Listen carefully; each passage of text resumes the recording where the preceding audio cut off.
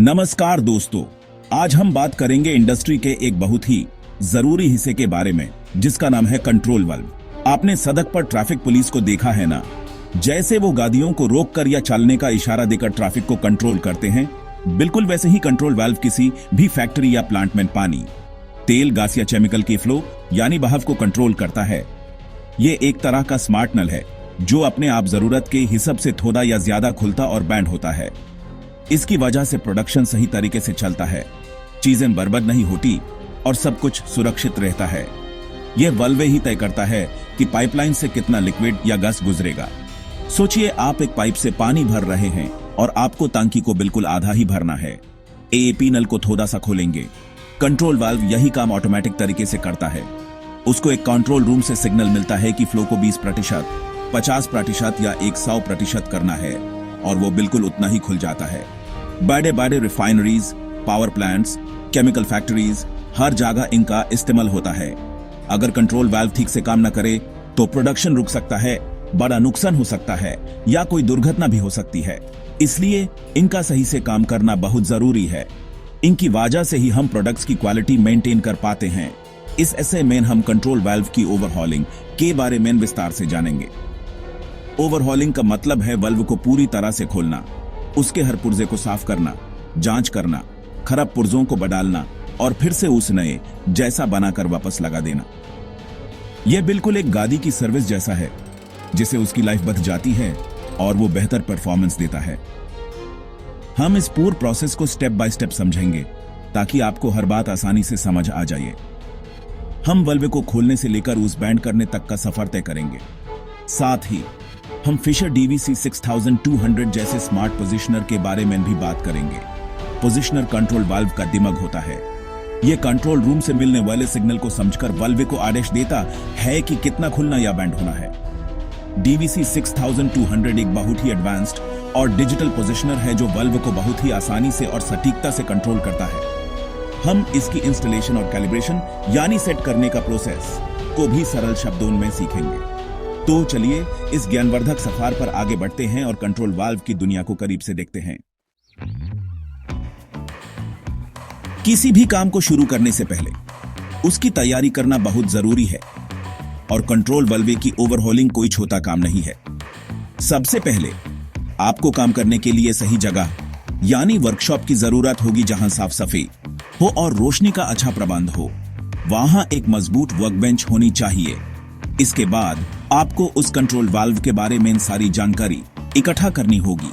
इसके लिए वाल्व का मैनुअल, उसके ड्राइंग्स और मेंटेनेंस हिस्ट्री रिकॉर्ड देखें। इससे आपको पता चलेगा कि वाल्व किस कंपनी का है, उसका मॉडल नंबर क्या है और उसके अंदर कौन कौन से पार्ट्स लगे हैं। यह जानकारी आपको सही स्पेयर पार्ट्स ऑर्डर करने में मदद करेगी। तैयारी का अगला कदम है जरूरी टूल्स और स्पेयर पार्ट्स को इकट्ठा करना। आपको spanner set, screw driver, pliers, hammer, cleaning brush और कुछ स्पेशल टूल्स जैसे कि ग्लैंड पैकिंग एक्सट्रैक्टर या सीट रिमूवल टूल की जरूरत पड़ सकती है। एक लिस्ट बना लेना सबसे अच्छा रहता है ताकि काम के बीच में कुछ ढूंढना ना पड़े। साथ ही ओवरहॉलिंग के लिए जरूरी स्पेयर पार्ट्स जैसे कि गैस्केट, ग्लैंड पैकिंग, ओरिंग्स और डायाफ्राग्म्स पहले से ही मंगवा कर रख लें। अगर कोई पार्ट खराब निकला और आपके पास स्पेयर नहीं हुआ तो काम बीच में ही रुक जाएगा और समय बर्बाद होगा।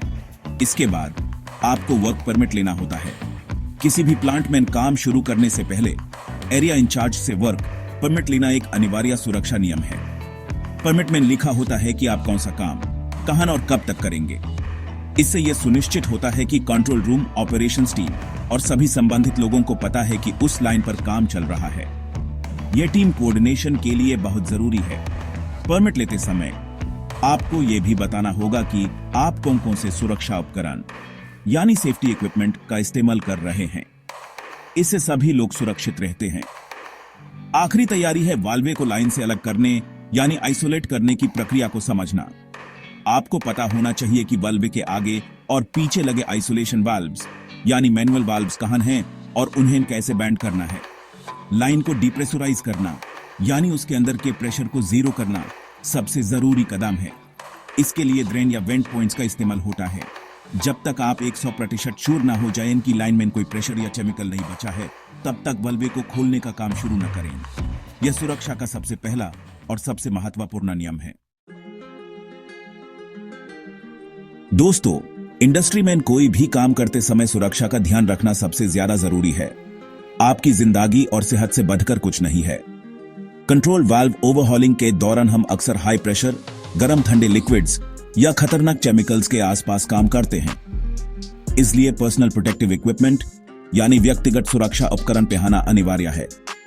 इसमें सेफ्टी हेलमेट, सर की सुरक्षा के लिए सेफ्टी शूज, पैरों की सुरक्षा के लिए सेफ्टी गॉगल्स, आंखों की सुरक्षा के लिए और हाथों में ग्लव्स यानी दस्ताने पहनना शामिल है। यह आपको किसी भी अनचाही दुर्घटना से बचाते हैं।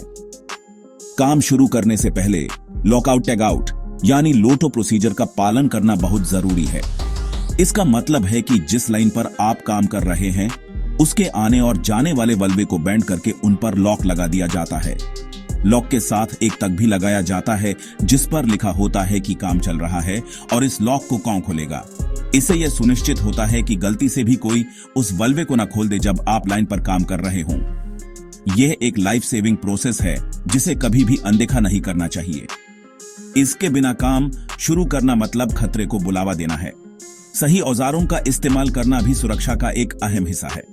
हमेशा काम के लिए सही साइज और सही प्रकार के टूल का ही उपयोग करें। गलत साइज का स्पैनर इस्तेमाल करने से नट बोल्ट खराब हो सकते हैं या आपको चोट लग सकती है। टूल्स की हालत भी अच्छी होनी चाहिए। टूटे हुए या खराब हो चुके टूल्स का इस्तेमाल बिल्कुल न करें। काम करते समय वर्कशॉप को साफ सुथरा रखें। तेल या ग्रीस को जमीन पर न गिरने दें, इससे फिसलने का खतरा रहता है। अपने टूल्स को काम के बाद उनकी सही जगह पर रखें। एक साफ सुथरा वर्कप्लेस एक सुरक्षित वर्कप्लेस होता है। एपी जिस जगह काम कर रहे हैं वाहन के इमरजेंसी एग्जिट्स, फायर एक्सटिंग्विशर्स और फर्स्ट एड बॉक्स के बारे में जानकारी रखें। आपको पता होना चाहिए कि आपात स्थिति में क्या करना है और किसे संपर्क करना है। किसी भी काम को अकेले न करें। हमेशा अपने साथ एक सहायक यानी हेल्पर रखें। अगर काम के दौरान आपको कुछ भी अजीब या गलत लगे, जैसे कोई गैस लीक या अजीब आवाज, तो तुरंत काम रोक दें और अपने सुपरवाइजर को सूचित करें। हमेशा सावधान रहें और पहले सुरक्षा फिर काम के मंत्र को हमेशा याद रखें। जब आपने सारी तैयारी कर ली है और सुरक्षा सुनिश्चित कर ली है, तो अब समय है कंट्रोल वल्वे को खोलने का। इस प्रक्रिया को डिसअसेंबली कहते हैं। सबसे पहले अगर वल्वे पर कोई पोजिशनर या एयर टबिंग लगी है तो यूज सावधानी से हटाइए।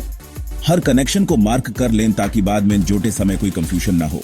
इसके बाद एक्चुएटर जो वल्वे को खोलने बंद करने की पावर देता है को वल्वे बॉडी से अलग करें।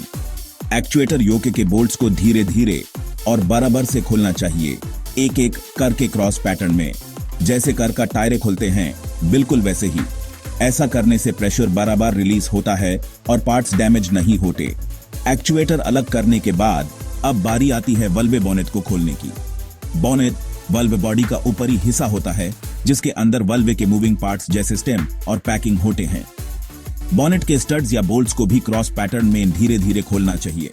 जैसे ही बोल्ट्स ढीले होंगे आपको बोनेट को थोड़ा ऊपर उठाना होगा। इस दौरान ध्यान रखें कि बोनेट गास्केट को नुकसान न पहुंचे, क्योंकि उस देखकर आपको पता चलेगा कि नई गास्केट किस साइज की लगेगी। बोनेट को सावधानी से उठाकर वर्क बेंच पर रखें। अब आपको वल्वे की स्टेम, प्लग और केज अगर है तो दिखाई देंगे। अब आपको वल्वे के अंदर के हिस्सों यानी ट्रिम्स को निकालना है।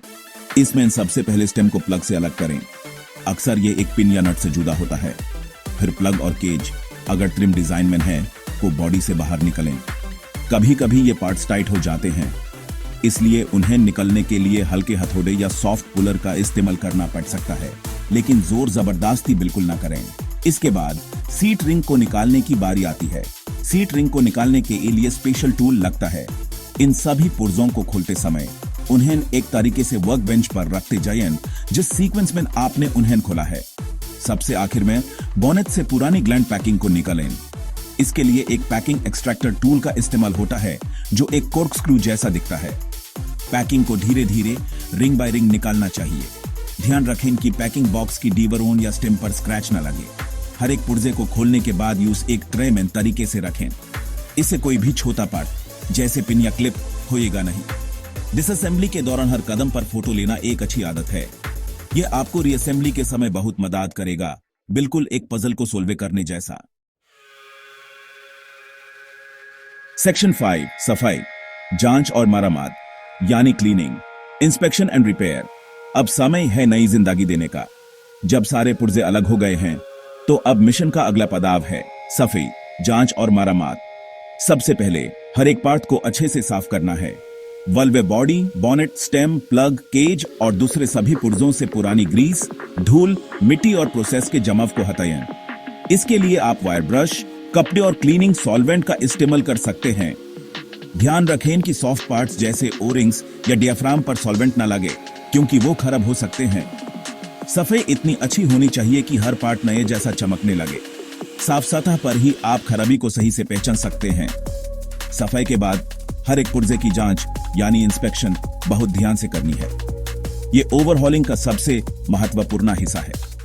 आपको हर पार्ट में क्रैक्स यानी दरार, फिटिंग जो छोटे छोटे गड्ढे होते हैं, कोरोशन यानी जंग या घिसाव के निशान ढूंढने हैं। खासतौर पर प्लग और सीट की सीटिंग सरफेस को चेक करें। अगर इस सरफेस पर कोई भी स्क्रैच या निशान है तो वल्व ठीक से बांध नहीं होगा और लीक करेगा। स्टेम को चेक करें कि वो कहीं से मुड़ तो नहीं गई है या उस पर स्क्रैचेस तो नहीं है। स्प्रिंग को देखें कि वो टूटी या कमजोर तो नहीं हो गई है। जांच के दौरान जो भी खराबियां मिलें उन्हें ठीक करना है। अगर प्लग और सीट की सीटिंग सरफेस हल्की सी खराब है तो यूज लैपिंग कंपाउंड की मदद से लैपिंग करके ठीक किया जा सकता है।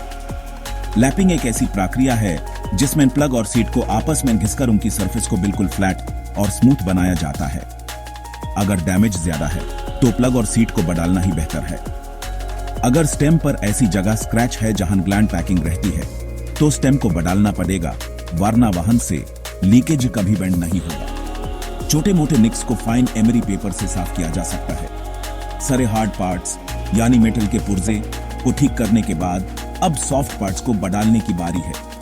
ओवरहॉलिंग का यह नियम है कि जब भी वल्वे खुले, सारे सॉफ्ट पार्ट्स जैसे कि गैस्केट्स, ओरिंग्स और ग्लैंड पैकिंग को हमेशा नया ही लगाना चाहिए, भले ही वो पुराने वाले ठीक दिख रहे हों। ये पार्ट्स समय के साथ सख्त हो जाते हैं और अपनी सीलिंग की क्षमता खो देते हैं। सही साइज और मटेरियल के नए पार्ट्स का ही इस्तेमाल करें। यह छोटा सा खर्च आपको भविष्य में होने वाली बड़ी परेशानी से बचा सकता है। अब आपके सारे पुर्जे साफ, ठीक और नए जैसे तैयार हैं। अब जब सारे पुर्जे साफ और चेक हो चुके हैं तो उन्हें वापस जोड़ने का समय आ गया है। इस प्रक्रिया को रीअसेंबली कहते हैं। यह डिसअसेंबली का बिल्कुल उल्टा प्रोसेस है। यहां आपके द्वारा लिए गए फोटोज और पार्ट्स का सीक्वेंस बहुत काम आएगा। सबसे पहले वल्व बॉडी में नई सीट रिंग को उसके स्पेशल टूल से फिट करें। उसे सही तरीके से टाइट करना जरूरी है। इसके बाद केज अगर है तो और प्लग को बॉडी के अंदर डालें। हर मूविंग पार्ट को जोड़ने से पहले ऑन पार रिकमेंडेड लुब्रिकेंट यानी ग्रीस हल्का सा जरूर लगाएं। इससे पार्ट्स आसानी से फिट होंगे और शुरुआत में उन्हें काम करने में आसानी होगी। इसके बाद बोनेट में नई ग्लैंड पैकिंग को डालें। पैकिंग को एक एक रिंग करके डालना चाहिए और हर रिंग के जॉइंट को 180 डिग्री पर रखना चाहिए ताकि लीकेज का कोई रास्ता न बचे। पैकिंग को हल्का सा प्रेस करके बिठाएं। अब बोनेट असेंबली को वल्व बॉडी पर रखें। इससे पहले बॉडी और बोनेट के बीच में एक नई गास्केट लगाना ना भूलें। बोनेट के स्टड्स या बोल्ट्स को हाथ से टाइट करें और फिर तोरके व्रेंच का इस्तेमाल करके उन्हें क्रॉस पैटर्न में धीरे धीरे फाइनल तोरके तक टाइट करें।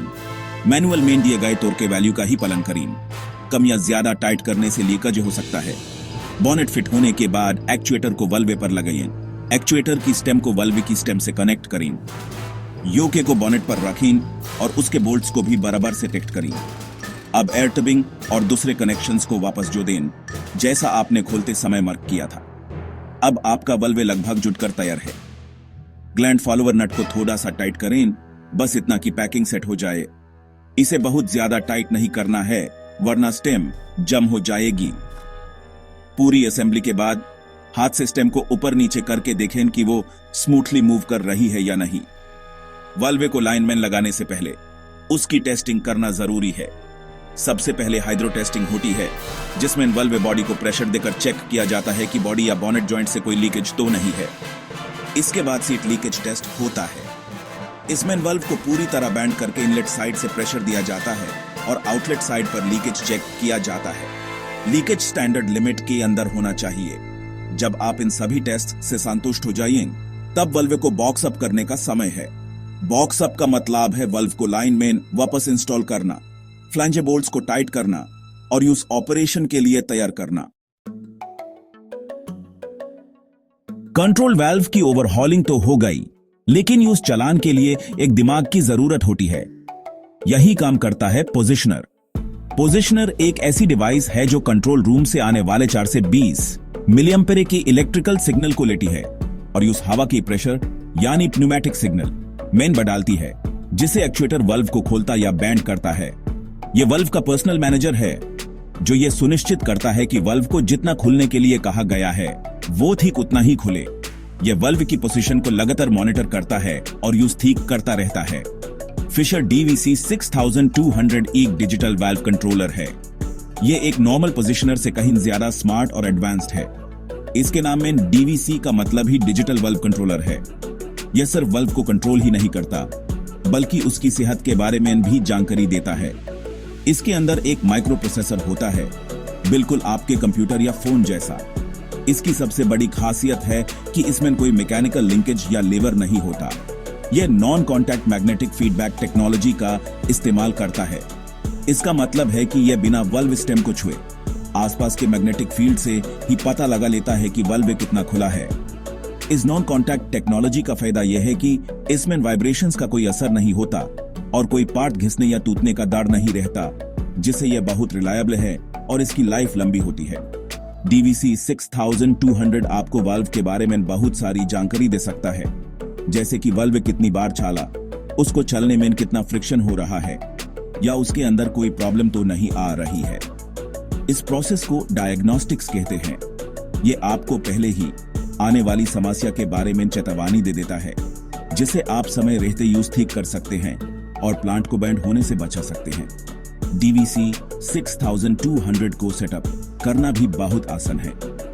इसमें एक लोकल यूजर इंटरफेस होता है डिस्प्ले और बटन्स के साथ, जिससे आप सीधे डिवाइस पर ही इसकी सेटिंग और कैलिब्रेशन कर सकते हैं, या फिर आप हार्ट कम्युनिकेटर या कंप्यूटर सॉफ्टवेयर की मदद से भी इसे कम्युनिकेट कर सकते हैं।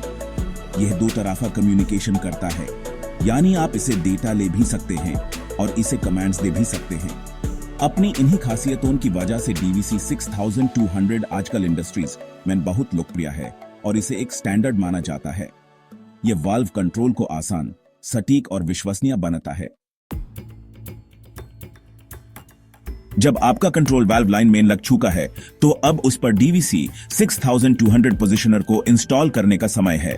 इंस्टॉलेशन के लिए आपको एक माउंटिंग किट की जरूरत होगी, जो वाल्व की एक्चुएटर मॉडल के हिसाब से आती है। सबसे पहले माउंटिंग ब्रैकेट को एक्चुएटर के योक पर सही से फिट करें। इसके बाद DVC 6200 को इस ब्रैकेट पर लगाइए। अब सबसे जरूरी काम है फीडबैक मैग्नेट असेंबली को वाल्व स्टेम पर लगाना। यह मैग्नेट असेंबली DVC के अंदर के सेंसर को बताती है कि स्टेम कहां पर है। इसको मैनुअल के हिसाब से बिल्कुल सही पोजीशन पर लगाना बहुत जरूरी है। ध्यान रखें कि मैग्नेट और DVC के बीच में सही गप हो। फिजिकल इंस्टॉलेशन के बाद एबी प्न्यूमेटिक यानी हवा और इलेक्ट्रिकल कनेक्शंस करने हैं। DVC 6200 पर सप्लाई, आउटपुट की और आउटपुट 2 के लिए एयर पोर्ट्स बेन होते हैं। सप्लाई पोर्ट में साफ और ड्राई इंस्ट्रूमेंट एयर की सप्लाई जोड़ें। आउटपुट 1 और 2 से निकली ट्यूबिंग को एक्चुएटर के पोर्ट से जोड़ें। इसके बाद कंट्रोल रूम से आने वाली 4 से 20 मिलीएम्पेयर सिग्नल की केबल को DVC के टर्मिनल पर जोड़ें। पोलैरिटी यानी प्लस और माइनस का खास ध्यान रखें। सारे कनेक्शंस टाइट होने चाहिए ताकि कोई एयर लीक या इलेक्ट्रिकल लूज कनेक्शन न रहे। अब आपका DVC 6200 वाल्व से जुड़ चुका है। इंस्टॉलेशन के बाद सबसे महत्वपूर्ण कदम है कैलिब्रेशन। कैलिब्रेशन का मतलब है DVC को यह सिखाना कि वाल्व की 0% यानी पूरी तरह बैंड और 100% यानी पूरी तरह खुला पोजीशन कहां है। इसके बिना DVC को पता ही नहीं चलेगा कि उस वाल्व को कितना चलाना है। DVC 6200 में ऑटो कैलिब्रेशन का फीचर होता है, जिससे यह काम बहुत आसान हो जाता है। इसके लिए आपको DVC के लोकल इंटरफेस से सेटअप विजार्ड शुरू करना होता है। विजार्ड आपसे कुछ बेसिक जानकारी पूछेगा, जैसे एक्चुएटर का टाइप, एयर एक्शन यानी फेल ओपन या फेल क्लोज। इन सेटिंग्स को एंटर करने के बाद आप ऑटो कैलिब्रेशन शुरू कर सकते हैं। ऑटो कैलिब्रेशन के दौरान DVC अपने आप वाल्व को 0 से 100% तक और फिर वापस 100 से 0% तक चलाएगा। इस दौरान वो स्टेम की ट्रैवल रेंज को मेजर करता है और अपने अंदर सर्व कर लेता है। यह प्रक्रिया कुछ ही मिनट में पूरी हो जाती है। कैलिब्रेशन सफल होने के बाद आपको डीवीसी को 4 मिलिएम्पेयर सिग्नल देकर चेक करना चाहिए कि वल्व 0% पर जा रहा है या नहीं, और 20 मिलिएम्पेयर सिग्नल देकर चेक करना चाहिए कि वल्व 100% पर जा रहा है या नहीं। एएपी 8 मिलिएम्पेयर, 12 मिलिएम्पेयर और 16 मिलिएम्पेयर पर भी चेक करके इसकी एक्यूरेसी को वेरीफाई कर सकते हैं। जब सब कुछ ठीक हो तो डीवीसी 6200 कंट्रोल के लिए तैयार है। तो दोस्तों, आज हमने कंट्रोल वाल्व की ओवरहॉलिंग से लेकर डीवीसी 6200 जैसे स्मार्ट पोजिशनर के इंस्टॉलेशन तक का पूरा सफर तय किया। हमने देखा कि यह काम कितना महत्वपूर्ण है और इसमें हर कदम पर सावधानी और सटीकता की कितनी जरूरत होती है। एक आम से दिखने वाले वल्वे को पूरी तरह से खोलकर उसकी मरम्मत करके और यूज एक नए जैसा बनाकर वापस चालू करना एक इंजीनियर या टेक्नीशियन के लिए गर्व की बात है। यह सिर्फ एक मैकेनिकल काम नहीं है, बल्कि प्लांट की सुरक्षा और उत्पादन को सुनिश्चित करने की एक बड़ी जिम्मेदारी है। सही ओवरहॉलिंग से वल्वे की लाइफ बढ़ती है और वो बेहतर परफॉर्मेंस देता है। इस पूरे प्रोसेस में नियमित देखभाल यानी प्रिवेंटिव मेंटेनेंस का बहुत बड़ा योगदान है। अगर हम समय समय पर वल्वे की जांच करते रहें, जैसे कि एयर लीकेज चेक करना, स्टेम को साफ रखना या डीवीसी के डायग्नोस्टिक्स को मॉनिटर करना, तो हम बड़ी समस्याओं को आने से पहले ही रोक सकते हैं। एक छोटी सी ग्लैंड पैकिंग लीकेज को समय पर ठीक करना आपको भविष्य में होने वाले बड़े प्रोडक्शन लॉस से बचा सकता है। इसलिए एक मेंटेनेंस शेड्यूल बनाकर उसका पालन करना हर इंडस्ट्री के लिए बहुत जरूरी है। देखभाल से ही उपकरण लंबे समय तक बिना किसी परेशानी के चलते हैं। मेंटेनेंस के साथ साथ डॉक्यूमेंटेशन यानी हर काम का रिकॉर्ड रखना भी उतना ही जरूरी है। जब भी आप किसी वल्व की ओवरहॉलिंग करें तो उसका एक रिकॉर्ड बनाइए। उसमें लिखें कि काम कब किया गया, क्या क्या समस्याएं मिली, कौन कौन से पार्ट्स बदले गए और डीवीसी की कैलिब्रेशन रिपोर्ट क्या थी। यह रिकॉर्ड भविष्य में बहुत काम आता है। अगली बार जब उस वाल्वे में कोई समस्या आएगी तो आप पुराना रिकॉर्ड देखकर आसानी से समस्या को समझ सकते हैं। यह नॉलेज मैनेजमेंट का एक बेहतरीन तरीका है जिसे आपका अनुभव टीम के दूसरे सदस्यों के भी काम आता है। अंत में मैं यही कहना चाहूंगा कि कंट्रोल वाल्व और उसके पोजिशनर किसी भी प्लांट की धड़कन होते हैं। उनका स्वास्थ्य रहना प्लांट के स्वास्थ्य रहने के बराबर है। इनकी देखभाल में लगाया गया समय और मेहनत प्लांट को सुरक्षित और लाभदायक बनाए रखने में सीधा योगदान देता है। हमेशा सुरक्षा नियमों का पालन करें, सही टूल्स का इस्तेमाल करें और अपने काम को पूरी लगन और ईमानदारी से करें। आपका काम सिर्फ एक मशीन को ठीक करना नहीं है, बल्कि एक पूरे सिस्टम को आबाद रखना है। सीखते रहिए, सुरक्षित रहिए।